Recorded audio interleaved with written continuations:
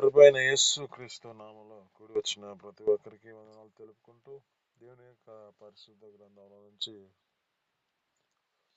మత్తయి సువార్త 4వ అధ్యాయము 4వ వచనం మనం చదువుకుందామండి.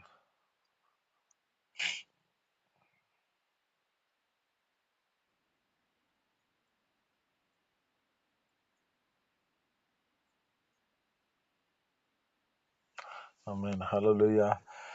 ఇక్కడ ఉన్న లేఖనాలు బట్టి చదువుతున్న మాటలో జ్ఞాపకం చేసుకుంటే, మనుష్యుడు రొట్టె వలన కాదు కానీ దేవుని నోట నుండి వచ్చు మాట వలన మనిషి బ్రతుకుతాడు, మనిషి జీవిస్తాడు అంటుంది. అయితే ఈ లేఖనాలను బట్టి మనం జ్ఞాపకం చేసుకుంటే ఆయన మాటలో శక్తి ఉన్నది, ఆయన మాటలో జీవం ఉన్నది, ఆయన మాటలో మన జీవితాలలో నెమ్మది ఉన్నది. అయితే ఈ లేఖనాలు బట్టి చూస్తున్న మాటలను బట్టి మనుష్యుడు రొట్టె వలన కాదు కానీ దేవుని నోట నుండి వచ్చు ప్రతి మాట మనిషిని బ్రతికిస్తుంది అంటున్నాడు. అంటే ఆయన మాటలో మనం జ్ఞాపకం చేసుకుంటే ఆయన మాటలను మన జీవితాలలో ఏ విధమైన స్థితిని కలుగజేస్తుందో మనం ఈ దినమును గుర్తు చేసుకుందాం. మనకు తెలిసిన సందర్భాలను జ్ఞాపకం చేసుకుంటే యోహాను సువార్త 2వ అధ్యాయంలో 1వ వచనం కాడ నుంచి చదువుకుంటే అక్కడ ఏ విధమైన స్థితిలో కనబడుతుందో మనకు తెలుసు. కానాను విందులో దేవుడు ఆ యొక్క స్థితిని బట్టి ప్రభువైన యేసుక్రీస్తు అక్కడ ఉన్న పరిస్థితిని గుర్తు చేసుకుంటుంటే అక్కడ ఉన్న దాన్ని బట్టి ఏం చేయబడింది అంటే వారి వారి జీవితాల్లో జ్ఞాపకం చేసుకుంటే విందులో ద్రాక్షారసం అయిపోయింది. ఎప్పుడైతే ద్రాక్షారసం అయిపోతే అక్కడ ఆ యొక్క తన యొక్క తల్లి అయిన మరియ గారు అంటుంది, ఆమెకు చెబుతోంది సమయం ప్రభువైన యేసుక్రీస్తుకి తెలుసు అంటే సమయం నాకు ఉంది అని చెప్పి ఆ దేవుడు ప్రభువైన యేసుక్రీస్తు తల్లితో మాట్లాడుతున్నాడు. ఇప్పుడు అంటుంది ఆయన చెప్పినట్లు మీరు చెయ్యండి అని చెప్పి వారికి చెబుతోంది. అయితే ఆయన ప్రభువైన యేసుక్రీస్తు ఏం చెబుతున్నాడంటే అక్కడ ఆ కొండలను బట్టి ఆ కొండలలో ఏం చేయబడ్డది అంటే నీళ్లతో నింపబట్టున్నాడు. ఆ కొండలు జ్ఞాపకం చేసుకుంటే నీళ్లతో నింపమంటున్నాడు దేవుడు ప్రభువైన యేసుక్రీస్తు. ఎప్పుడైతే నీళ్లతో నింపాడో ఎప్పుడైతే ఆయన మాటను అంగీకరించి వారు ఆ విధమైన స్థితిని బట్టి ఆయన మాటతో వారు ఆ విధమైన స్థితిలో చేశారు కనుక దేవుడు అక్కడ ఆ యొక్క వ్యక్తి ప్రార్థించగా దేవుడు ఆయన మాటలో శక్తి కనపడింది. ఆయన మాటలో అక్కడ ఉన్న స్థితిలో జ్ఞాపకం చేసుకుంటే వారి జీవితాల్లో కావలసిన ఆ కొదువై ఉన్న ద్రాక్ష రసాన్ని అనుగ్రహించబడింది. ఎలా ఇది సాధ్యము అంటే దేవుని యొక్క మాటను వారు అంగీకరించారు. ఆ ప్రభువైన యేసుక్రీస్తు మాటను వారు ఆలకించారు. ఆలకించిన వారు ఆయన చెప్పినట్లుగా చెయ్యండి అని చెప్పి తన తల్లి అయిన మరియ గారు చెప్పినప్పుడు వారు ఆ విధమైన స్థితిని బట్టి ఆయన మాటను విన్నారు కనుక ఆ కొదువై ఉన్న ద్రాక్ష రసము దేవుడు అనుగ్రహించాడు ప్రభువైన యేసుక్రీస్తు. ఇది నీతో మాట్లాడుతున్న మాటలు బట్టి నీ యొక్క జీవితంలో నీ యొక్క స్థితిని బట్టి ఏదైతే కొదువుగా ఉన్నదో, ఏదైతే నీ జీవితంలో కొరతగా ఉందో, నీ పరిస్థితిని బట్టి నువ్వు కుంగిపోతున్న జీవితంలో కలిగి ఉండొచ్చు. అయితే ప్రభువైన యేసుక్రీస్తు మాటను నువ్వు చాలా జాగ్రత్తగా గమనిస్తే ఆయన మాటల్లో నీ జీవితంలో ఏదైతే కొరతగా ఉన్నదో అది నీకు అనుగ్రహించగలిగిన దేవుడు. అయితే నువ్వు ఏం చేయాలంటే ఆయన చెప్పిన మాట ప్రకారం నువ్వు జీవించాలి. ఆమేన్, హల్లెలూయా. అందుకే అంటాడు లేఖనాలు సెలవిస్తున్న మాటలు జ్ఞాపకం చేసుకుంటే ఈ నా మాట చొప్పున చేయు ప్రతివాడు బండ మీద తన ఇంటిని కట్టుకున్న బుద్ధిమంతుని పోలి ఉండెను. ఆమేన్, హల్లెలూయా. అంటే బుద్ధిమంతుని పోలి ఉన్నాడు అని చెబుతుంది. అయితే ఈ నా మాట చొప్పున ఎవరైతే చేస్తారో వారు బుద్ధిమంతులుగా నడిపించబడతారు. అంటే ఆ మాటను వినని వారి యొక్క జీవితాలు బుద్ధిహీనులుగా చేయబడినట్లు. అయితే ఈ బుద్ధిమంతుడు ఏం చేశాడు అంటే, ఈ బుద్ధిమంతుడు తన జీవితంలో జ్ఞాపకం చేసుకుంటే బండ మీద తన ఇంటిని కట్టుకున్నాడు కనుక అది వాన వచ్చినా వరదలు వచ్చినా ఏ స్థితిలో వచ్చినా ఏ మాత్రము దానికి కొట్టినా కానీ అది అలజడి చెందలేదు, అంటే పడిపోలేదు, అది నిలబడిన స్థితి కనబడుతుంది. ఈ దినము నీతో మాట్లాడుతున్న మాటలు బట్టి కూడా దేవుని యొక్క సన్నిధిలో ప్రభువైన యేసుక్రీస్తు నీకు చెప్పిన మాట ప్రకారం నీవు జీవించగలిగితే నీ జీవితంలో దేవుడు ఒక అద్భుత ఆశ్చర్యకారం జరిగించగలిగిన దేవుడు, నీటిని ద్రాక్షారసముగా మార్చగలిగిన దేవుడు మన దేవుడు. రెండవది జ్ఞాపకం చేసుకుంటే ఆ సందర్భం బట్టి లోకస్వార్త 5వ అధ్యాయంలో అక్కడ జ్ఞాపకం చేసుకుంటే పేతురు గారు కనపడుతూ ఉంటాడు. ఆ పేతురు గారు ఏ పరిస్థితిలో ఉన్నారంటే వారు రేత్రంతా ప్రయాసపడ్డారు. ఆ ప్రయాసపడితే ఏం దొరకలేదు, చేపలు వలలు వేసి వారి జీవితాల్లో ప్రయాసపడి ఎంతగా ప్రయత్నించినా ఏం దొరకలేదు. కానీ ఇక్కడ స్థితిని బట్టి జ్ఞాపకం చేసుకుంటే అక్కడ ఏ స్థితిలో నడిపించబడుతున్నాడంటే తన జీవితంలో రేత్రంతా ప్రయాసపడ్డాడు కానీ ఏమీ దొరకలేదంట. అయితే ప్రభువైన యేసుక్రీస్తు ఆ యొక్క సమయం వచ్చి ఆ యొక్క వ్యక్తితో నీవు ఈ వాడని కొంచెం లోతులో పంపించు, లోతులో పోని అని చెప్పి అప్పుడు మాట ప్రకారం ఏమొచ్చున్నాడంటే నీవు వలై అని చెప్పి ఆ యొక్క పేతురు గారితో చెబుతున్నాడు. ఎప్పుడైతే ఈ పేతురు గారు వేసాడో తన వలను, అక్కడ ఏం జరిగింది అంటే చెబుతున్నాడు మాట, యా మేము రేత్రంతా ప్రయాసపడ్డాము, మాకేమీ దొరకలేదయ్యా. ఇది నీతో మాట్లాడుతున్న మాటలు బట్టి మనుషుల జీవితాల్లో ఎక్కువ తమ స్థితిని బట్టి నడిపించబడుతున్న పరిస్థితి ఇదే. లోకానుసారంగా తమ జీవితాల్లో ఎంతగానో ప్రయాసపడి రేత్రంతా తమ జీవితాలు నడిపించబడినా వారి జీవితంలో ప్రతిఫలం దొరకట్లేని పరిస్థితి ఎందుకు కలుగుతుంది అంటే వారి దేవుని యొక్క సన్నిధిలో నమ్మకంగా జీవించలేని పరిస్థితి. అయితే మన యొక్క జీవితాల్లో ఏ విధమైన స్థితిలో నడిపించబడాలంటే ఆ దేవుని యొక్క మాటను మనం అంగీకరించి ఆయన మాట ప్రకారం మన జీవితాల్లో నడిపించబడితే దేవుడు అద్భుతాలు ఆశ్చర్యకాలు జరిగించగలిగిన దేవుడు. ఇక్కడ మనం జ్ఞాపకం చేసుకుంటే ఆయన అంటున్నాడు, రేత్రంతా మేము ప్రయాసపడ్డామయ్యా, మాకేం దొరకలేదు, కానీ ఇప్పుడు నీ మాట చొప్పున వలవేతును అని చెప్పి ఆ పేతురు గారు వల వేసినప్పుడు ఆ వల పిగిలిపోయేంత చేపలు పట్టగలిగిన వాడిగా మార్చబడ్డాడు. ఆమేన్, హల్లెలూయా. అయితే ఇక్కడ జ్ఞాపకం చేసుకుంటే మన జీవితాలలో ఏం చేస్తే ఏ విధమైన స్థితిలో కనిపిస్తుందో మనకు గుర్తు చేస్తున్న మాటలు ఏమిటంటే, ఒకటి, నీటిని ద్రాక్షారసముగా మార్చగలిగిన దేవుడు మనము ఆయన మాట ప్రకారం జీవించగలిగితే. రెండు, మన జీవితాల్లో జ్ఞాపకం చేసుకుంటే కొదువై ఉన్న పరిస్థితిని బట్టి విస్తారముగా మన జీవితాలలో దీవెనలను నింపగలిగిన దేవుడు మన దేవుడు. విస్తారమైన చేపల చేత ఆ వ్యక్తికి నింపిన దేవుడు మన జీవితాలలో విస్తారమైన దీవెనల చేత మనల్ని నింపగలిగిన దేవుడు. అయితే మన జీవితాల్లో వెంబడిస్తున్న స్థితిని బట్టి ఆయన మాట ప్రకారం మనం జీవించగలిగిన వారిగా మార్చబడాలి. ఇంకా మనం జ్ఞాపకం చేసుకుంటే ఏ విధమైన స్థితిలో ఎవరైతే నడిపించబడ్డారు, ఎవరిని దేవుడు ఎలా ఏదైతే స్థితిని బట్టి నడిపించాడో మనకు గుర్తు చేస్తే చనిపోయిన లాజరు యొక్క జీవితం, లాజరు గారి యొక్క స్థితిని జ్ఞాపకం చేసుకుంటే అతనికి వర్తమానం పంపించారు. ఎప్పుడు 3 దినాల ముందే పంపించారు. అయితే ఆ వ్యక్తి ఆలస్యం చేసి ఆ వ్యక్తిని మర్చిపోయిన స్థితిలో కలిగిన పరిస్థితి కనబడుతుంది. అయితే ఆ దినమును కూడా జ్ఞాపకం చేసుకుంటే వారి జీవితాలను బట్టి వారితో మాట్లాడుతూ ఉన్నాడు. అయితే అక్కడ అన్న పరిస్థితిని జ్ఞాపకం చేసుకుంటే ఎప్పుడైతే ఈ చనిపోయిన లాజరుని పిలిచాడో ఇక్కడ ప్రభువైన యేసుక్రీస్తు పిలిచాడో ఆ మాట వినిన ఆ చనిపోయిన లాజరు మాటతో బ్రతికి సమాధిలో నుంచి లేచి వచ్చేసాడు. ఆమేన్, హల్లెలూయా.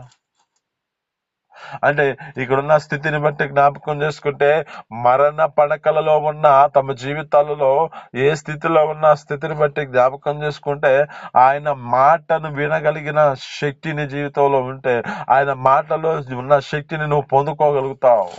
అంటే ఆయన మాటలో నీ జీవితం ఏం చేయబడాలంటే విధేయతను చూపించాలి. ఇక్కడున్న స్థితి జ్ఞాపకం చేసుకుంటే, ఇతను మరణించాడు 3 దినాలు అయిపోయింది. కానీ ఇక్కడున్న స్థితిని బట్టి మరణ పడకలలో మరణించిన వాడిని కూడా లేవనెత్తగలిగిన దేవుడు. అయితే ఆయన మాట ప్రకారం జీవించగలిగితే, నీకున్న లోకపరమైన స్థితిలో నువ్వు మరణించిన పరిస్థితిలో ఉన్నా కానీ దేవుడు నీ యొక్క జీవితంలో లేవనెత్తగలిగిన దేవుడు, నీవు ఆయన మాట ప్రకారం జీవిస్తే. అందుకే లేఖనాలు సెలవిస్తా ఉన్నాయి, నీ వాక్యమే నా పాదములకు దీపము, నీ వాక్యమే నన్ను బ్రతికించింది, ఈ వాక్యమే నాకు నెమ్మదినిచ్చింది అని చెప్పగలుగుతున్న స్థితి ఏమిటంటే, ఇక్కడ మనుష్యుడు రొట్టె వలన కాదు కానీ దేవుని నోట వచ్చు ప్రతి మాట మనిషిని బ్రతికిస్తుంది.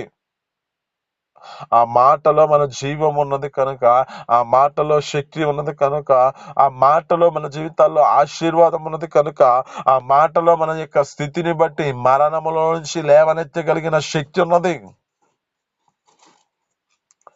కనుక మన జీవితాల్లో ఏ విధమైన స్థితిలో నడిపించబడుతున్నాము, వేటి యొక్క ప్రకారం నీ జీవితాన్ని నడిపించుకుంటున్నావు.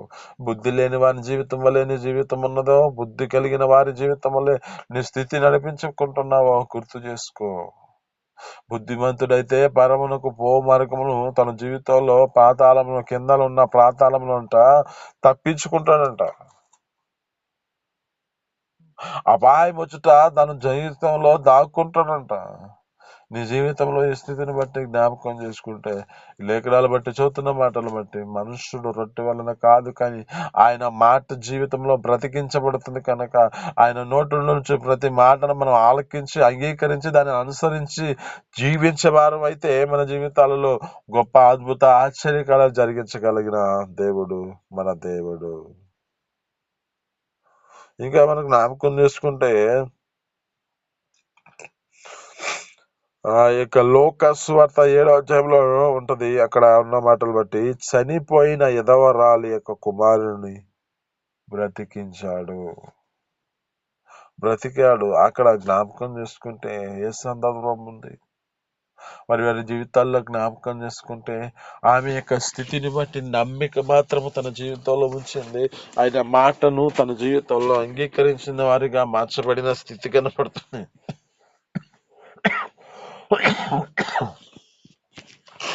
అంటే ఈ ఇతరులు తనకు కలిగిన కుమారుడు చనిపోయిన వ్యక్తిని మరలా బ్రతికించబడినట్లుగా కనబడుతుంది. ఆయన మాటలో వాతావరణం కూడా తన జీవితంలో స్వాధీనపరుస్తున్న పరిస్థితి కనబడుతుంది.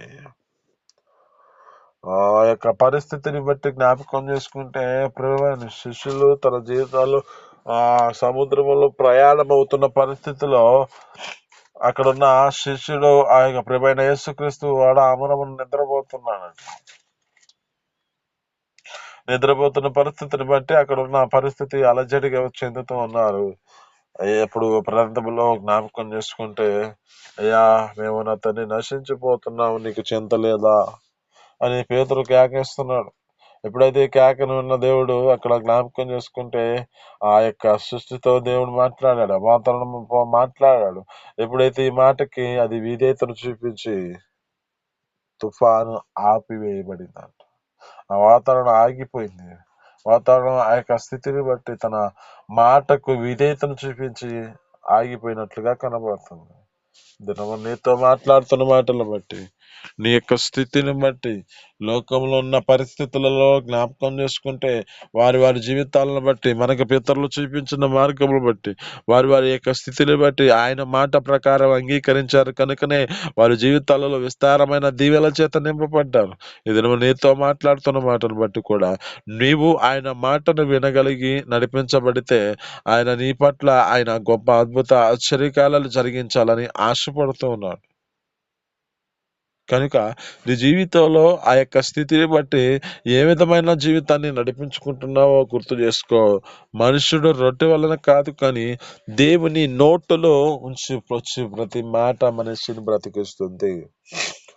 ఈ యొక్క వాక్కుల చేత మన జీవితాలను బ్రతికించడానికి కారణమవుతుంది. కనుక ఆయన వాక్కు మన జీవితాలలో ఏ విధమైన స్థితిలో కలుగ చేస్తుందో గుర్తు చేసుకుంటే, మన యొక్క జీవితాల్లో జ్ఞాపకం చేసుకుంటే ఒక మాట అంటాడు, ఆయన మాటని వినని వాడు ఎవడో అతడు తన జీవితంలో భ్రమపరచు ఆత్మచేత నింపబడిన వాడు. మొదటి ఆహ్వాన సువార్తలో ఉంటది, మనం చదువుకుంటే అక్కడ 5వ వచనం అనుకుంటా, ఒకసారి చదవండి అవకాశం. మొదటి ఆహ్వాను పత్రిక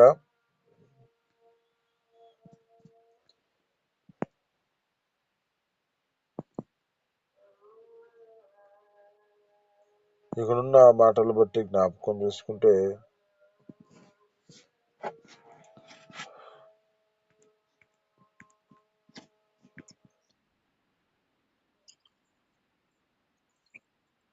చదవండి. 1వ అధ్యాయం 5వ వచనంలో చదవండి.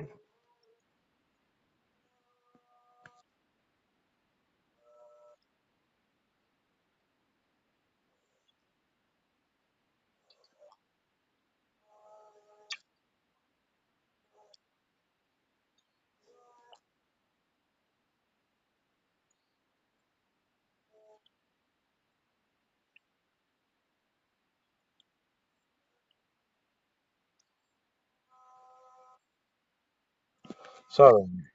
ఇక్కడ ఉన్న మాటలు జ్ఞాపకం చేసుకుంటే ఇది కాదు, కానీ అక్కడ అంటాడు, ఏమంటాడంటే ఆ, మన మాట చొప్పున జరిగించువాడు మాత్రమే ఆ, ఆయన యొక్క సత్యస్వరూపి కలిగిన ఆత్మను కలిగి ఉన్నాడని చెబుతుంది.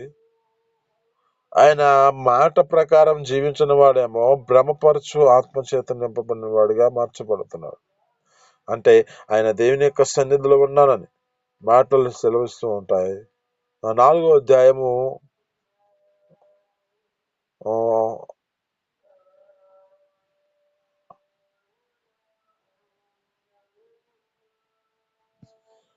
6వ వచనం చదువుకుందామండి. 4వ అధ్యాయం 6వ వచనం మొదటి ఆహ్వాన పత్రికలోనే 4వ అధ్యాయము 6వ వచనం.